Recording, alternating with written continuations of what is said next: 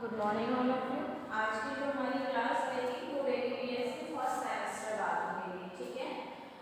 जिसमें आज हम पढ़ने वाले हैं आपकी थर्ड यूनिट है और जिसमें एक्चुअली हम ये टॉपिक पहले भी पढ़ चुके हैं, लेकिन अभी थोड़ा सा कंफ्यूजन है बच्चों को, तो फिर से मैं एक बार ये टॉपिक समझा दे रही हूँ कि रिप्रोडक्शन में एलगी क्या है, ठीक है। एलगी जो है आपका, एलगी को हम हिंदी में बोलते हैं शैवाल, ठीक है।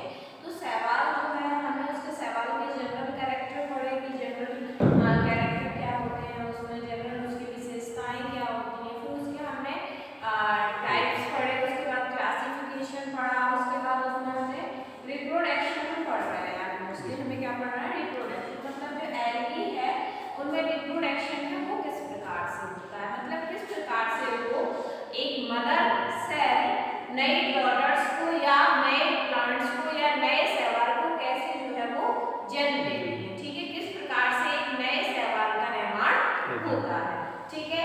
तो यदि हम बात करें तो जो रिप्रोडक्शन इन एलगी है, मतलब एलगी में जो रिप्रोडक्शन की क्रिया है वो 3 विधियों के द्वारा होती है। जैसे कि आप जानते हैं रिप्रोडक्शन है वो 3 विधियों के द्वारा होता है, ठीक है। मेन जो विधियां हैं वो 3 हैं, 3 विधियों से भले ही उनमें बहुत सारे टाइप्स हैं, लेकिन विधियां मुख्यतः 3 प्रकार की हैं। इसमें मुख्यतः 3 प्रकार का रिप्रोडक्शन जो है वो पाया जाता है। सबसे पहला जो रिप्रोडक्शन है वो है आपका वेजिटेटिव रिप्रोडक्शन। वेजिटेटिव रिप्रोडक्शन को सभी लोग हिंदी में जानते हैं। वेजिटेटिव रिप्रोडक्शन का मतलब क्या होता है, वर्ध प्रजनन, ठीक है। क्या होता है, वर्ध प्रजनन, ठीक है।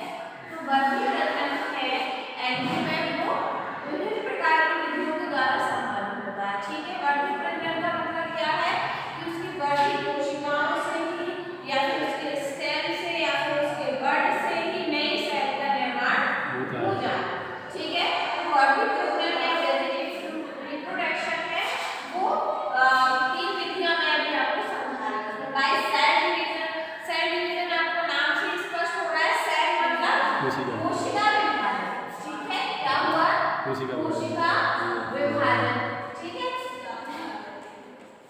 जब जो एलगी की जो कोशिकाओं में विभाजन की क्रिया होती है तो उनमें क्या होता है, धीरे धीरे में शेप जो है वो बनती जाती है। मान लीजिए ये मदर सेल है, ठीक है, ये मदर सेल है, मदर सेल है ये आपकी। उसके बाद ये जो खांचा है ये और छोटा होता जाएगा, इनमें एक स्पेस टाइप का बन जाएगा, इस टाइप से ये होते जाएंगे, ठीक है।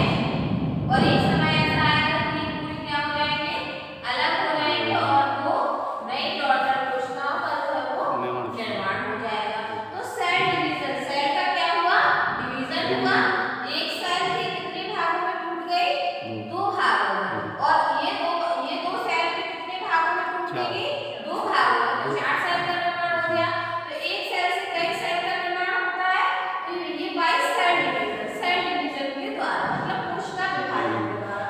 दूसरा है बाय बडिंग। बाय बडिंग का मतलब आप सभी लोग जानते हैं, बड के द्वारा, बड के द्वारा जो है इसका रिप्रोडक्शन की क्रिया भी एलगी में जो है वो पाई जाती है। बाय बडिंग, बडिंग मतलब कुछ शैवालों जैसे प्रोटोसाइटोन में वेसिकल की बडिंग द्वारा वर्धित प्रजनन होता है। यदि हम बात करें बाय फ्रेगमेंटेशन, तीसरी आपकी विधि है बाय फ्रेगमेंटेशन। फ्रेगमेंटेशन का क्या मतलब हुआ, विखंडन के द्वारा, ठीक है। बहुत अनेक बहुकोषीय शैवालों में यूरोथ्रिक्स, यूरोकोनियम आदि में अति सामान्य है। इनमें प्रायः फिलामेंट छोटे-छोटे खंडों में टूट जाता है। तो इसका फिलामेंट होता है, मान लीजिए ये फिलामेंट है, अब इसमें ये खंड बनने लगे, ये खंड अलग हो जाएगा, ये खंड अलग हो जाएगा, ये खंड अलग हो जाएगा, ये खंड अलग हो जाएगा और नए कोशिकाओं का क्या करेंगे, निर्माण, ठीक।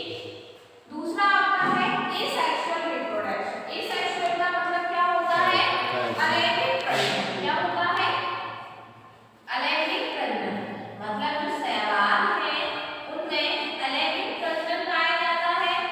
एलगी है उनमें 3 प्रकार का प्रजनन पाया जाता है। सबसे पहले वर्धित प्रजनन पड़ा, दूसरा है आपका अलैंगिक प्रजनन या एसेक्सुअल रिप्रोडक्शन। तो एसेक्सुअल रिप्रोडक्शन भी कई विधियों के द्वारा होता है, जिनमें से कुछ विधियां पढ़ रहे हैं, जैसे बाय ज़ूस्पोर्स, बाय एंडोस्पोर्स, बाय हाइड्रोस्पोर्स, ठीक है। बाय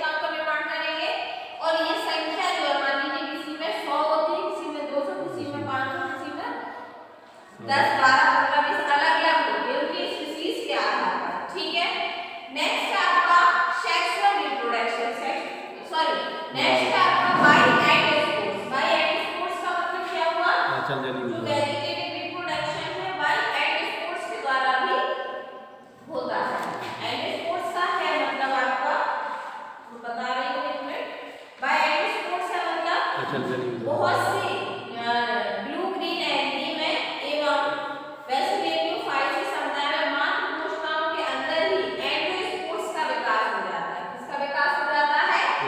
एंडोस्पोर्स का विकास होता है। अनुकूल परिस्थितियों के आने पर ये नए पौधों को जन्म देते हैं। एंडोस्पोर्स मतलब कई प्रकार की जातियां ऐसी हैं, मात्र कोशिकाओं में किसका निर्माण हो जाता है?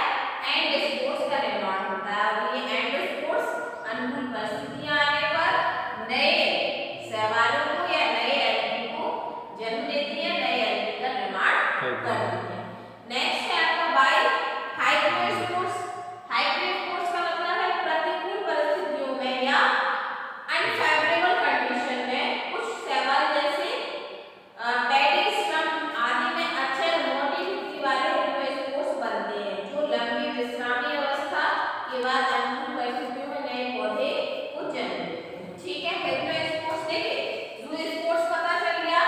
ज़ू इस टाइप से वो रहते हैं आपका, और ये जब ये भित्ति फट जाती है तो ये बाहर निकल आती है, ये ज़ूस्पोर्स है। बाय एंडोस्पोर्स जो मदर सेल है उसी में एंडोस्पोर्स का निर्माण हो जाता है। ठीक है, और जब फेवरेबल कंडीशन आती है, फेवरेबल कंडीशन आती है तो ये क्या करता है? नई कोशिकाओं को जन्म देता है। बाय हेप्लोस्पोर्स, बाय एप्लोस्पोर्स भी कुछ इस किस्म में पाया जाता है। इसमें क्या रहती है? जो इसकी भित्ति रहती है वो क्या रहती है? मोटी रहती है। ठीक है, और बहुत लंबे टाइम तक ये क्या बनी रहती है? ऐसी ही बनी रहती है। लेकिन जब अनुकूल परिस्थितियां आती है तब ये भित्ति फटती है और फिर नए एल्गी का निर्माण करती है। ठीक है, तो आज की क्लास सेक्सुअल रिप्रोडक्शन आपको पता ही है। सेक्सुअल रिप्रोडक्शन भी इसी प्रकार से जो है उसमें नई कोशिकाओं का जो है निर्माण होता है।